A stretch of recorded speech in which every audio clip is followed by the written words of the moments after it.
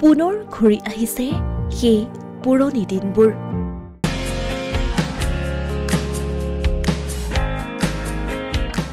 আনতকৈ পৃথক এজাক কণমানিয়ে ঘূৰাই আনিছে পুৰণি দিনৰ সেই স্মৃতি।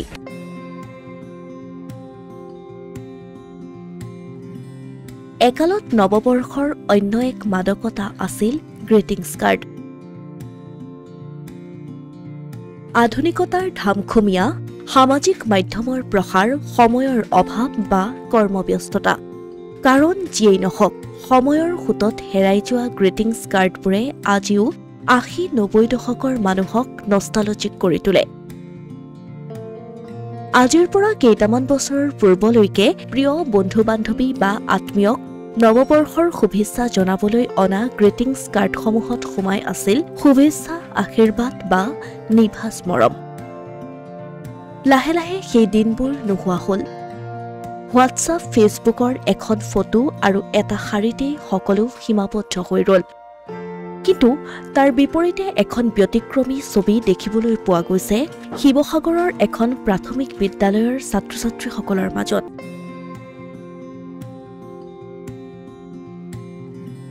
হস্তনিৰ্মিত গ্ৰিটিংছ কাৰ্ডেৰে তেওঁলোকে নৱবৰ্ষৰ উল্লাস বিয়পাইছে। শিৱসাগৰ জিলাৰ নামটিৰ এটা ভিতৰুৱা অঞ্চলৰ এইখন PMC ৮০৬ নং কৰুণাসাগৰ প্ৰাথমিক বিদ্যালয়। প্ৰাথমিক বিদ্যালয়খনৰ প্ৰতিভাশালী শিশুসকলে আগন্তুক নৱবৰ্ষৰ বাবে হাতেৰে সুন্দৰ আৰু মনোমোহা গ্ৰিটিংছ কাৰ্ড তৈয়াৰ কৰিছে। আমি অত্যন্ত গৌৰৱ অনুভৱ কৰিছোঁ এইটো কাৰণে যে আধুনিকতাৰ পৰশত ক্ৰমান্বয়ে হোৱাটছআপ বা ফেচবুকত, ইনষ্টাগ্ৰামত মেছেজ দিয়ে আমাৰ নৱপ্ৰজন্মই বিশেষভাৱে নৱবৰ্ষ শুভেচ্ছা জনোৱা যি কৰ্ম কৰি আহিছিলে, কিন্তু আমাৰ বিদ্যালয়ৰ ছাত্ৰ ছাত্ৰীসকলে এক প্ৰচেষ্টা হাতত লৈছে।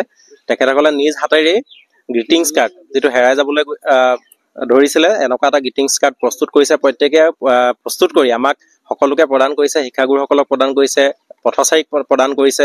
এনেকুৱা এটা অনন্য পদক্ষেপ গ্ৰহণ কৰিছে আমাৰ ছাত্ৰ ছাত্ৰীসকল। তেখেতসকল নিশ্চয় ধন্যবাদৰ পাত্ৰ।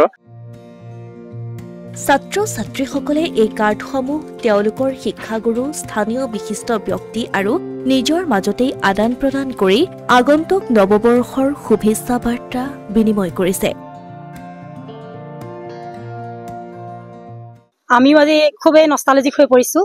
আমাৰ স্কুলীয়া দিনৰ পৰাই আমি এনেদৰে বন্ধু-বান্ধৱী বা নিজৰ আপোনজনক নৱবৰ্ষৰ শুভেচ্ছা জনাবলৈ গ্ৰিটিংছ কাৰ্ড প্ৰদান কৰি আহিছিলোঁ। কিন্তু বিগত কেইটামান বৰ্ষত আমি এইটো দেখা নাই, আমাৰ মাজৰ পৰা এই পৰম্পৰাটো হেৰাই গৈছে। আমাৰ বিদ্যালয়ৰ ছাত্ৰ ছাত্ৰীসকলে সেই পৰম্পৰাটো বা সংস্কৃতিটো বা মাধ্যমটো ঘূৰাই আনিবৰ বাবে যি পদক্ষেপ হাতত লৈছে সেয়া অতিকৈ প্ৰশংসনীয়। আৰু ইয়াৰ বাবে ছাত্ৰ ছাত্ৰীসকলে যিখিনি কষ্ট কৰিছে, যিখিনি চেষ্টা কৰিছে, তাৰ বাবে আমি বিদ্যালয়ৰ শিক্ষক শিক্ষয়িত্ৰীসকলৰ তৰফৰ পৰা ছাত্ৰ ছাত্ৰীসকলক ধন্যবাদ জনাইছোঁ। কণমানি ছাত্ৰ-ছাত্ৰীসকলৰ চিন্তাশীল আৰু কলাসুলভ এই কাৰ্ডসমূহ লাভ কৰা প্ৰতিগৰাকী ব্যক্তিয়েই নষ্টালজিক হৈ পৰিছে। কিয়নো বিগত শতিকাত এইদৰে হাতেৰে বনোৱা কাৰ্ড বিনিময় কৰাটো নৱবৰ্ষৰ এটা অত্যাৱশ্যকীয় পৰম্পৰা আছিল। যিহেতু আমি আমাৰ লৰালি কাললৈ মনত পৰি গৈছে, আমি সেইটো সময়ত মানে বন্ধু বান্ধৱীসকলক আমি গ্ৰিটিংছ কাৰ্ডেৰে তেওঁলোকক আমি নতুন বছৰ শুভেচ্ছা জনাইছিলোঁ। আজিকালি আমি এতিয়া মোবাইলতে বা হোৱাটছএপতে আমি এটা হেপী নিউ ইয়েৰ লিখি দিওঁ।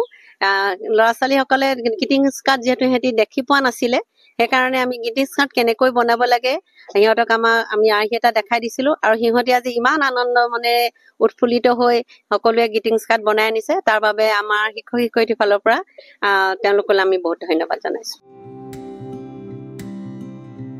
উল্লেখ্য যে ডিজিটেল পৃথিৱীত এই শিশুসকলে আপোনজনৰ বাবে তৈয়াৰ কৰা এই কাৰ্ডসমূহে আন্তৰিক এটা পৰিৱেশ নিৰ্মাণ কৰি মানুহৰ কাষ চপাই অনাৰ লগতে হেৰাই যোৱা এক মাদকতাক সজীৱ কৰি তুলিছে। সঁচা অৰ্থত আগন্তুক নতুন বছৰটোক স্মৰণীয় কৰি তোলাৰ বাবে লোৱা এই পদক্ষেপৰ বাবে এই ছাত্ৰ-ছাত্ৰীৰ দলটোক সকলোৱে প্ৰশংসাৰে উপচাই পেলাইছে। আগতীয়াকৈ তোমালোকলৈ নতুন বছৰ ধন্যবাদ দেই।